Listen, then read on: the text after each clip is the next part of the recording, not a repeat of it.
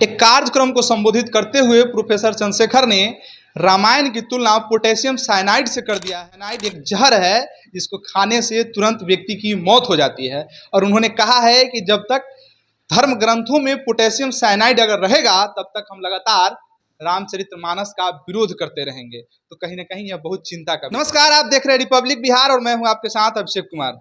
बिहार में यूं तो हमेशा राजनीतिक घटनाक्रम होते ही रहता है और बिहार में लगातार धर्म ग्रंथों के ऊपर हमला भी होते रहते हैं। ऐसे में बिहार में वर्तमान में शिक्षा मंत्री और आरजेडी कोटे से विधायक प्रोफेसर चंद्रशेखर, जो वर्तमान में बिहार का शिक्षा मंत्री हैं, हमेशा सुर्खियों में रहते हैं क्योंकि लगातार वो धर्म ग्रंथों के ऊपर हमलावर रहते हैं और हिंदू धर्म में होने के बावजूद भी हिंदू धर्म के खिलाफ लगातार बोलते रहते हैं। कुछ समय पहले उनका एक विवादित बयान काफी सुर्खियों में रहा था, जिसमें वो सुंदरकांड की एक दोहा है जिसमें लिखा गया है, ढोल गंवार शूद्र पशुनारी ये सब हैं तारणा के अधिकारी, जिसको लेकर बिहार में खूब राजनीतिक घमासान मचा और राजनीतिक उठापटक भी खूब हुए। पक्ष विपक्ष भी खूब एक दूसरे पर आरोप प्रत्यारोप किए। हालांकि उस समय भी जेडीयू ने पल्ला झाड़ लिया था और मुख्यमंत्री नीतीश कुमार ने भी इस पर बयान दिया था कि बिहार के शिक्षा मंत्री को इस तरीके का बयान शोभा नहीं देता है। हालांकि इस घटना के तकरीबन 1 महीना हो गए हैं और एक बार फिर चंद्रशेखर ने विवादित बयान दिया है। इस बार उन्होंने रामायण के अरण्य कांड में एक दोहा है जिसमें लिखा गया है, पूजहि विप्र सकल गुणहीना शूद्र न पूजहि वेद प्रवीणा। यह श्लोक को लेकर उन्होंने सुर्खियां बटोरना शुरू कर दिए हैं क्योंकि इस श्लोक की अगर हम बात करें तो इस श्लोक का मतलब होता है पूजहि मतलब पूजना, विप्र मतलब ब्राह्मण होता है, पूजहि विप्र सकल गुणहीना मतलब विप्र ब्राह्मण वह पूजनीय है जिसके पास कोई गुण नहीं हो, सर्व अवगुण हो। लेकिन उसी रामायण में लिखा गया है आगे कि शूद्र न पूजहि वेद प्रवीणा, शूद्र को जो है कितना ही वेद का ज्ञान हो जाए फिर भी वह पूजनीय नहीं है। इसका मतलब चंद्रशेखर के अनुसार से यही है और इसी को लेकर चंद्रशेखर एक बार फिर सुर्खियों में है। हालांकि इस बार उन्हीं की पार्टी के राष्ट्रीय जनता दल के राष्ट्रीय उपाध्यक्ष और लालू प्रसाद यादव के काफी करीबी नेता शिवानंद तिवारी ने मोर्चा खोला है। उन्होंने कहा है कि चंद्रशेखर को पहले यह तय करना चाहिए कि उनकी लड़ाई आखिरकार किससे है, बीजेपी से है या रामचरितमानस से है, उन्हें पहले यह तय कर लेना चाहिए।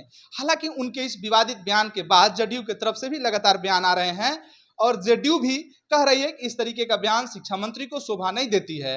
और बीजेपी के जो वर्तमान में बिहार प्रदेश अध्यक्ष है सम्राट चौधरी, उन्होंने इनके ऊपर प्रोफेसर चंद्रशेखर के ऊपर जोरदार हमला बोला है। उन्होंने कहा कि इस तरीके का बयान शिक्षा मंत्री को शोभा नहीं देता है। ऐसे लोगों को मंत्री पद पर, वो भी शिक्षा मंत्री जैसे पद पर रहने का कोई अधिकार ही नहीं है क्योंकि इस तरीके के बेतुर्क के बातों में शिक्षा मंत्री को उलझना शोभा नहीं देता है। आपको बताते चले, चंद्रशेखर भले ही बिहार के शिक्षा मंत्री हैं लेकिन लगातार वो धर्म ग्रंथों पर हमलावर रहते हैं। आखिरकार उनकी कौन सी मजबूरी है कि आखिरकार वह किसके इशारे पर इस तरीके का बयान हमेशा देते रहते हैं और हिंदू धर्म को ही कटघरे में खड़े करते रहते हैं। हालांकि वह भी हिंदू धर्म से ही आते हैं और वह भी प्रोफेसर चंद्रशेखर भी यादव समाज से हैं, इसके बावजूद भी वो लगातार धर्म ग्रंथों के ऊपर हमलावर रहते हैं। आपको बताते चले कि कहीं ऐसा तो नहीं कि अपने आप को समाजवादी और मुस्लिमों का हितैषी बताने के पीछे भी एजेंडा तो नहीं है कि चंद्रशेखर लगातार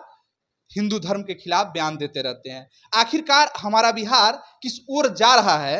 विविधताओं में एकताओं का संदेश देने वाला बिहार आज जाति, धर्म और मजहब में इस कदर बंट गया है कि वोट की राजनीति इतनी हावी हो गई है कि लोग अब धर्म के आधार पर बयान भी दे रहे हैं, राजनीतिक नफा नुकसान के आधार पर नेता बयान भी दे रहे हैं। और वर्तमान में सरकार में होने के बावजूद भी, शिक्षा मंत्री जैसे महत्वपूर्ण पदों पर विराजमान होने के बावजूद भी बिहार के शिक्षा मंत्री का बयान कहीं ना कहीं अशोभनीय और निंदनीय है। क्योंकि जब वो शपथ लेते हैं तो वो कहते हैं कि हम जाति, धर्म और से ऊपर उठ करके देश के मुद्दे पर पक्ष विपक्ष को भूल करके न्याय करूंगा।